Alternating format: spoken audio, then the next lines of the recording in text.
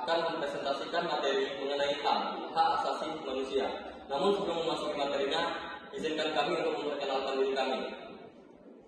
Saya dengan Fajar Rizky Putra dengan NPM 23012005 dan teman saya Heri Ronald Pendeta dengan NPM 23012002. Dan nama saya Ida Sari dengan NPM 23012010. Dan saya Amanda Nurga Putri dengan NPM 23012016. Dan saya dari Kabiasa dengan NPM 23012012.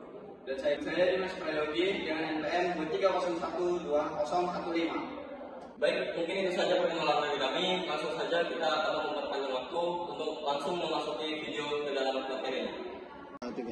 Baik, pembahasan materi pertama kita di sini adalah apa sih itu HAM? Hak asasi manusia adalah konsep hukum dan normatif yang mengatakan bahwa manusia memiliki hak melekat pada dirinya karena ia adalah seorang manusia. Nah, hak asasi manusia akan terus berlaku sampai kapanpun, dimanapun, dan siapapun, sehingga sifatnya sangat universal.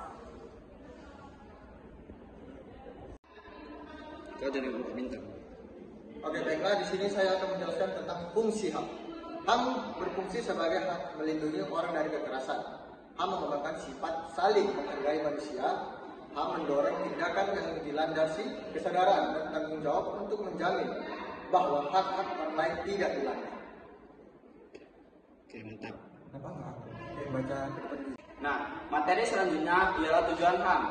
Tujuan HAM untuk melindungi hak manusia untuk hidup dengan harga diri yang meliputi hak untuk hidup, hak untuk kebebasan, dan hak untuk keamanan.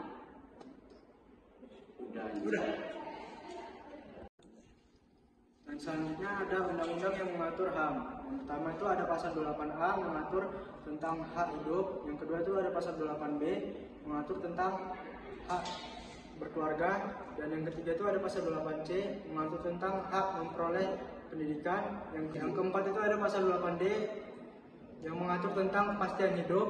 Kelima itu ada pasal 28E mengatur tentang kebebasan beragama.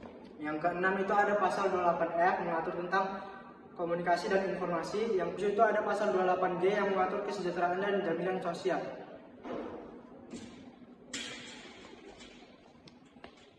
Baik, adapun pelanggaran HAM dan pengadilan HAM. Pelanggaran HAM adalah setiap perbuatan seseorang atau sekelompok orang, termasuk aparat negara, baik disengaja ataupun tidak disengaja.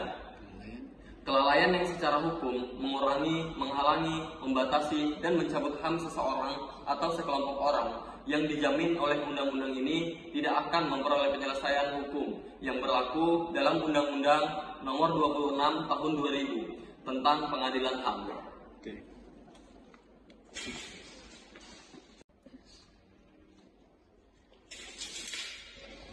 Dan ada beberapa contoh kasus HAM.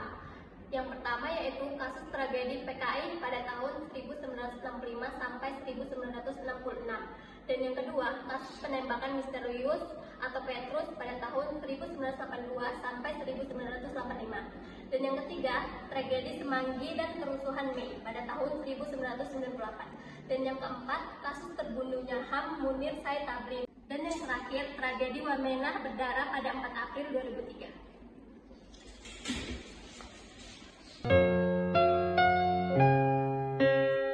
Sadar